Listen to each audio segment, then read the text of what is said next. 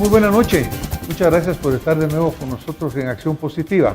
Acá seguimos nosotros en nuestro esfuerzo de llevar información a usted que nos honra con ver nuestro programa para que podamos todos como ciudadanos formarnos un mejor criterio sobre los eventos que se producen en nuestro país. Estamos ahora en plena contienda electoral y uno de los puestos más importantes que van a ser sujetos a elección son las alcaldías.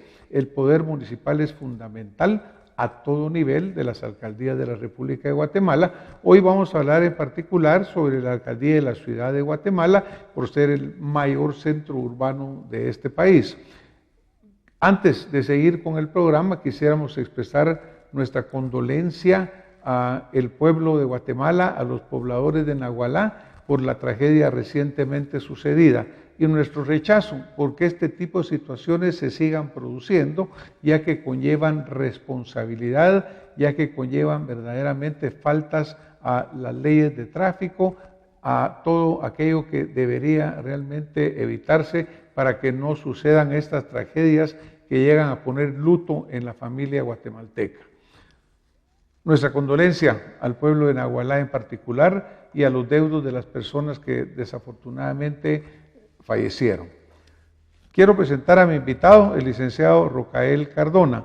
El licenciado Rocael Cardona es municipalista e investigador social. Nos ha acompañado anteriormente en este programa con otros temas de gran interés y hoy nos permitimos darle la bienvenida. Licenciado, qué gusto tenerte acá en Acción Positiva. Muchísimas gracias, doctor Arredondo. Me siento muy contento de estar aquí con usted para poder debatir y expresarle a los televidentes cuál es nuestra propuesta y por qué estamos en esta lucha electoral.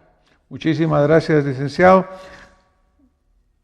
La alcaldía, ¿cuál es la descripción tuya de qué es ser un alcalde? ¿Cuáles son sus responsabilidades? ¿Por qué asumir esa posición?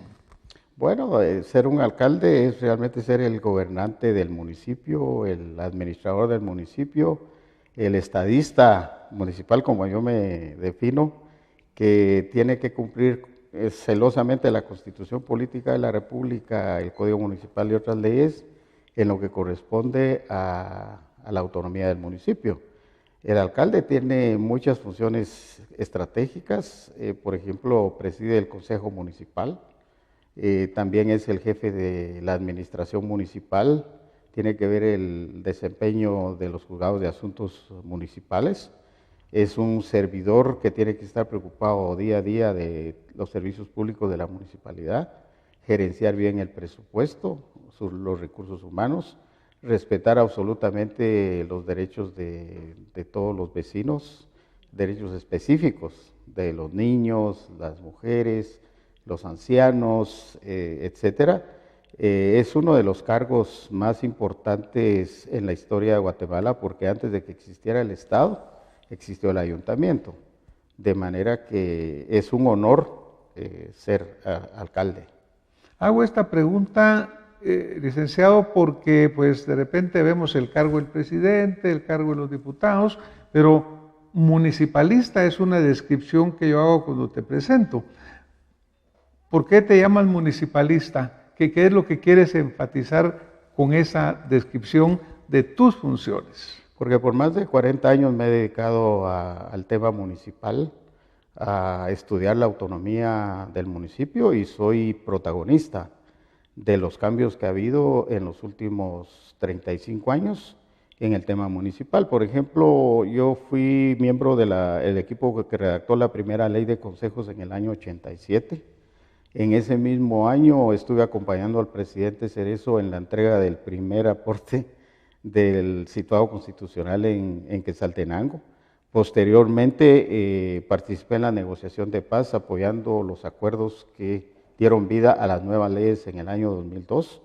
En el año 2002 fui el encargado del presidente como comisionado presidencial, para que se promulgara el nuevo Código Municipal. Soy coautor del nuevo Código Municipal. En ese momento también se promulgó la nueva Ley de Consejos de Desarrollo, la Ley General de Descentralización, y le dimos vida a muchas instituciones que hoy están vigentes en el país Me siento muy feliz de que he apoyado con mi labor aproximadamente a 100 municipios en el país y soy un teórico del Estado y de la administración pública y un protagonista.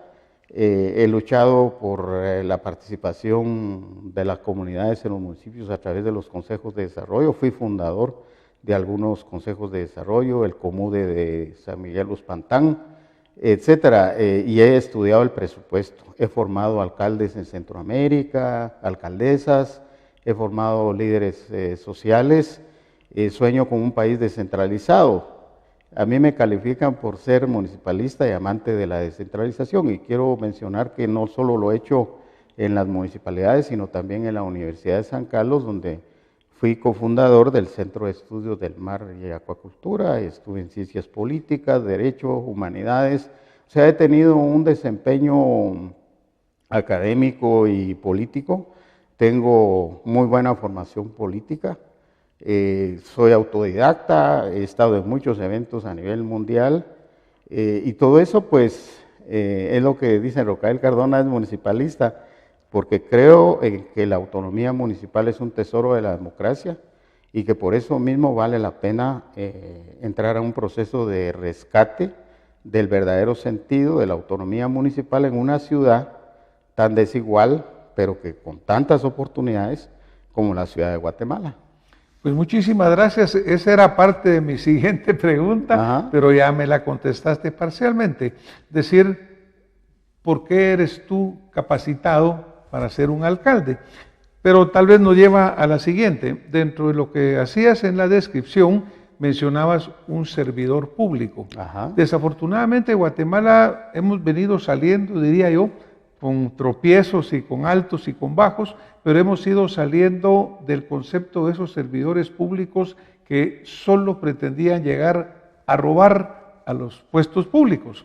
¿Cuál es tu concepto de lo que debe de ser un servidor público? ¿Cuáles son sus responsabilidades y cuáles son sus obligaciones? Yo pienso que es interesante acuñar un concepto. Yo no soy, no he sido, no seré un funcionario cooptado por intereses privados, de grupo. El servidor público, en mi concepto, y así lo he sido yo en las 5 oportunidades en que he estado en el Estado, tiene que estar al servicio del bien público, del bien común, entender sus responsabilidades institucionales y favorecer el desarrollo de la democracia en este caso. Un servidor público tiene que conocer la Constitución, los límites que tiene la función pública, debe ser absolutamente celoso de principios y deberes, de derechos y deberes, y en mi caso, yo subrayo que el servidor público debe tener en cuenta los derechos de los vecinos en sus diversas expresiones, ¿verdad? Yo mencionaba, por ejemplo, el derecho de los niños, el derecho a la educación que tienen los niños, el derecho a la salud, las mujeres, los ancianos, etcétera. Un servidor público tiene que ser, yo me defino como un estadista municipal y tengo toda la solvencia para decirlo, porque se necesita que los recursos, los pocos recursos que hay en el municipio se destinen a la colectividad y no solo como, por ejemplo, en el caso de Guatemala, hay jardines, sí, pero en ciertas zonas. Hay cierto embellecimiento del ornato, sí, pero en ciertas zonas. Hay agua potable para ciertas zonas, pero no hay para otras. El servidor público tiene que atender al principio de que todos y todas debemos tener igualdad de derechos, igualdad de oportunidades, y eso es lo que a mí me da la solvencia frente a los otros candidatos, porque yo no obedezco a ningún interés económico de grupo. Evidentemente, en muchos de los otros candidatos se nota, se sabe, ¿verdad?, que hay intereses económicos y, por ejemplo, en el caso concreto de la municipalidad, pues se han favorecido a ciertos intereses económicos. No quiere decir que yo, que soy del partido Convergencia, por ejemplo, no trabaje en función del sector privado, sí, pero no de un solo grupo, sino del sector privado como conjunto. Esa es una pregunta interesante porque Convergencia podemos nosotros localizarla en el mapa político como un partido de izquierda. Así es. La actual administración, que tiene ya 35 años de estar, administrando es un partido que la podemos poner en el centro derecha. ¿Cuáles van a ser los exactamente o lo más específico posible las diferencias de una eventual administración de convergencia con la actual administración? Yo diría que sí, la actual administración municipal es de centro derecha, pero no es de una centro derecha ilustrada. Es una derecha bastante mediocre. Por ejemplo, todos los trabajos de Manuel Colom Argueta los desaparecieron y ahí están las bases del desarrollo.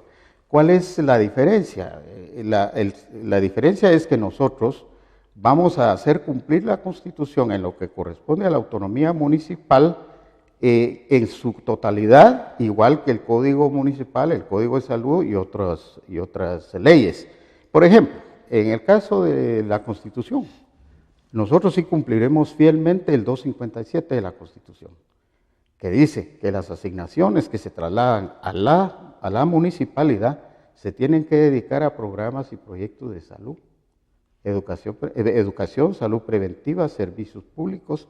Y, por ejemplo, en estos 4 años de gobierno, el gobierno, soy coautor de esa parte del Código Municipal, le va a transferir en estos 4 años a la municipalidad alrededor de 360 millones solo para educación, salud, más una misma cantidad similar del IVAPAS, que se puede dedicar a obras de infraestructura y servicios. Nosotros cumpliremos eso, pero además también el tema, hay una diferencia cualitativa en la participación de la representación comunitaria. La actual administración todavía está en algunos casos aplicando el Código Municipal que ya fue derogado, nombrando alcaldes auxiliares. El nuevo código que obedece a los acuerdos de paz propone, y así lo vamos a hacer nosotros, que los alcaldes auxiliares tienen que ser electos por las asambleas comunitarias. Su representación no se la da el alcalde, sino se lo da la comunidad. Ahí nosotros también tenemos instrumentos de participación ciudadana que no se están aplicando. Por ejemplo, el cabildo abierto está regulado en el Código Municipal para ciertas decisiones, no necesariamente a nivel de toda la ciudad para ciertas zonas. La consulta popular, que está regulada en los artículos 64 al 66. Entonces, por ejemplo, los temas que tienen que ver con transporte, que son temas gruesos, llamémoslo, que son de trascendencia, esos temas hay que debatirlos. Y si es necesario un cabildo abierto, pues hay que hacerlo. Yo comparto la práctica del expresidente mexicano actual, ¿verdad?, que está convocando a consultas para temas importantes. Andrés Manuel López Obrador es una persona muy abierta a los intereses públicos. Yo me identifico con esa posición e incluso en su momento nosotros podríamos conseguir apoyo del gobierno mexicano, por ejemplo, para el tema de las grandes infraestructuras que hay que hacer en la ciudad. Pero también nosotros atendemos, al ser un partido abierto, por supuesto que priorizamos sectores populares desprotegidos, ¿verdad? Hemos recorrido la ciudad y cualquiera tiene una sensibilidad al hecho de que haya familias que por semanas, meses y un año no tienen agua potable cuando hay necesidades.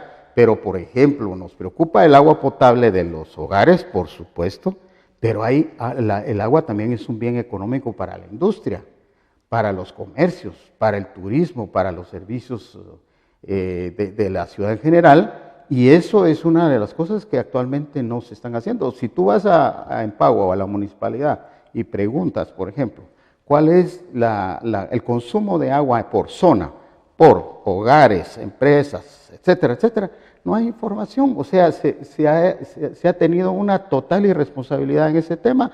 También el plan de Colom Argueta, que era traer más agua superficial para no sacar agua solo de los pozos, priorizar los pozos, también eso no se hizo. Entonces, la diferencia está en que nosotros vemos al municipio en su conjunto para todas las zonas. Y yo te digo algo, así como un sueño, ¿verdad? Ojalá todas las zonas fueran como la zona 10. ¿En qué sentido? La zona 10 es una zona de puestos de trabajo y de buenas residencias. La zona 18 es una zona de migrantes internos con pocos puestos de trabajo.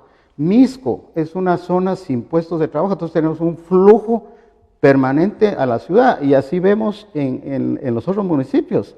No ha habido un plan de crear puestos de trabajo, descentralizar la economía, que las leyes lo permiten. Entonces, la diferencia básica es en que nosotros somos un partido democrático, que respetamos a la población, que atendemos a la consulta de los ciudadanos, pero que también no nos vamos a distanciar del sector privado, ¿verdad?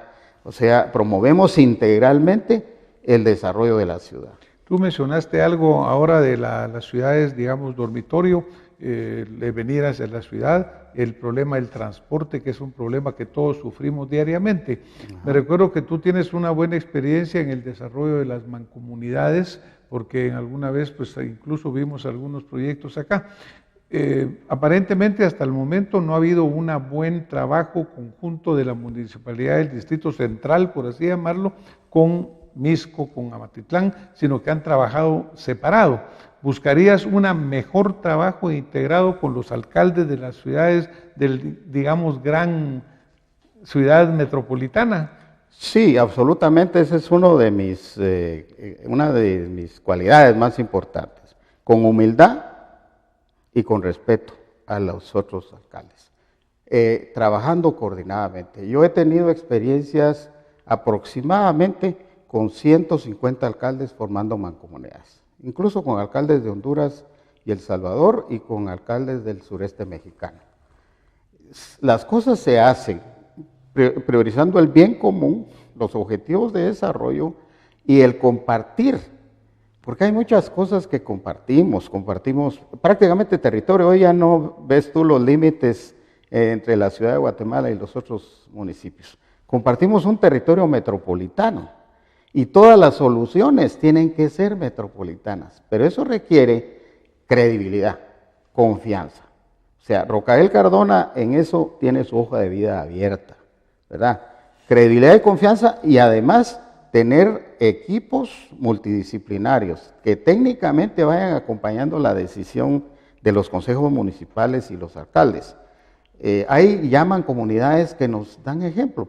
En el caso de desechos sólidos, tenemos la mancomunidad Mancuerna, gestión integrada de los recursos hídricos entre Quetzaltenango y San Marcos.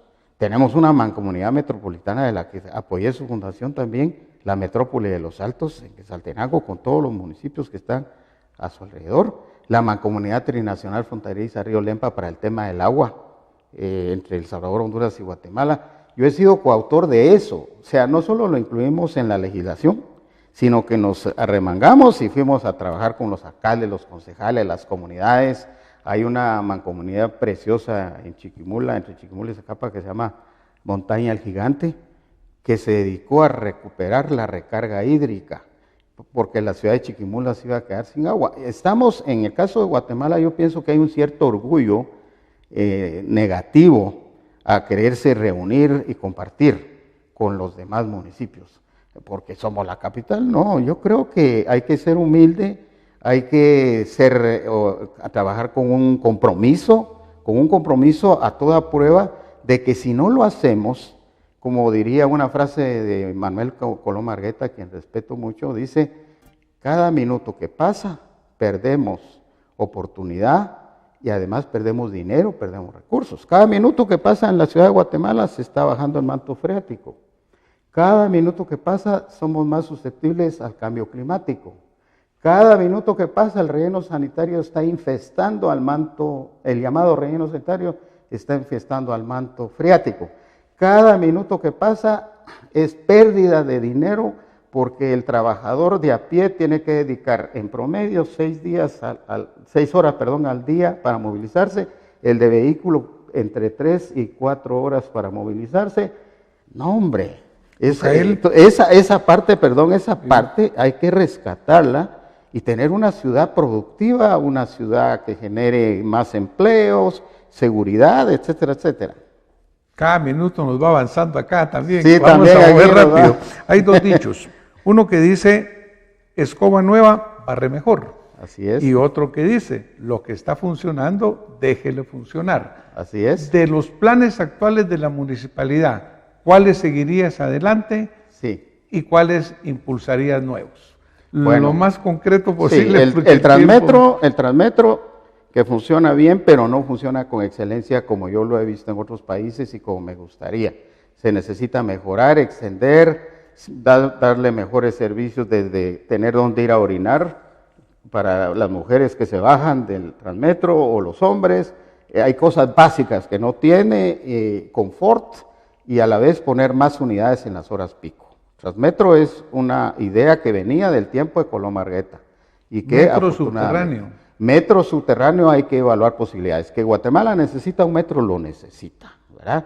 Pero hay que hacerlo con asesoría internacional. La asesoría mejor para mí en esos temas son Francia, Inglaterra, para traer un equipo, evaluar lo que ya está y ver si el terreno que tenemos es apto para un metro subterráneo o un metro superficial o una situación mixta.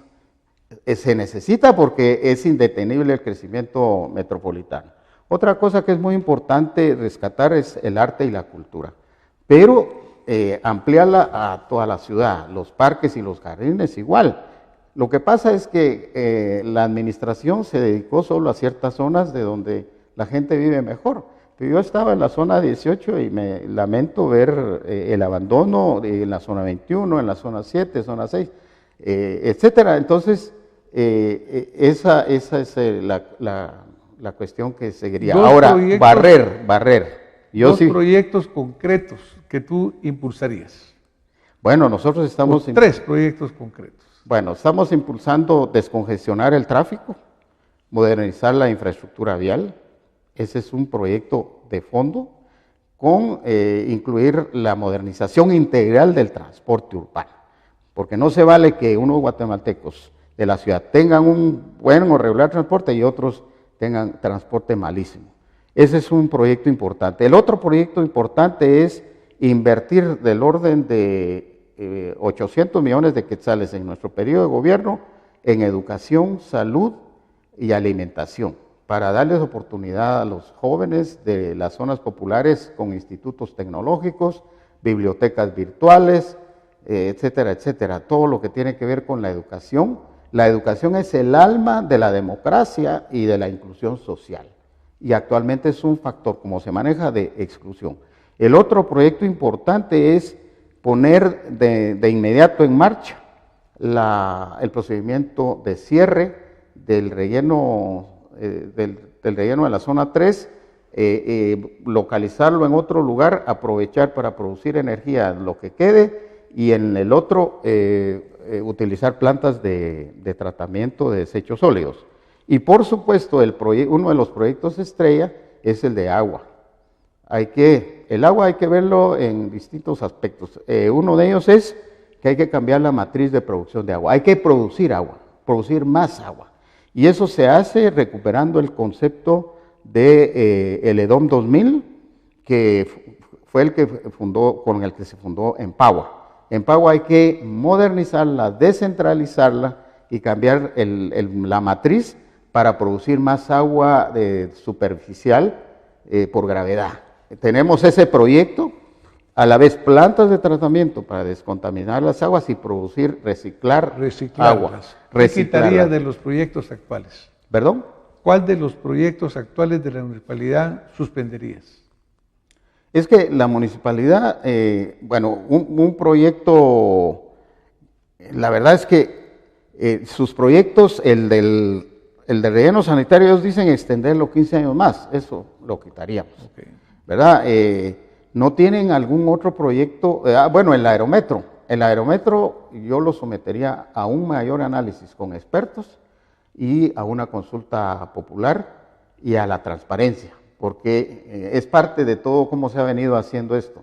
Pero quisiera hablar de barrer. Antes de barrer, quisiera referirme a dos proyectos estrella que nosotros tenemos. Uno es un proyecto de desarrollo socioeconómico de las mujeres, apoyando a todas las mujeres desde cero analfabetismo en la ciudad hasta poner maquilas en las zonas populares de la mano de la generación de energía eléctrica propia que nosotros Esto con la empresa privada, obviamente. Alianzas con alianzas público-privadas. públicos-privadas donde la municipalidad genera su propia energía.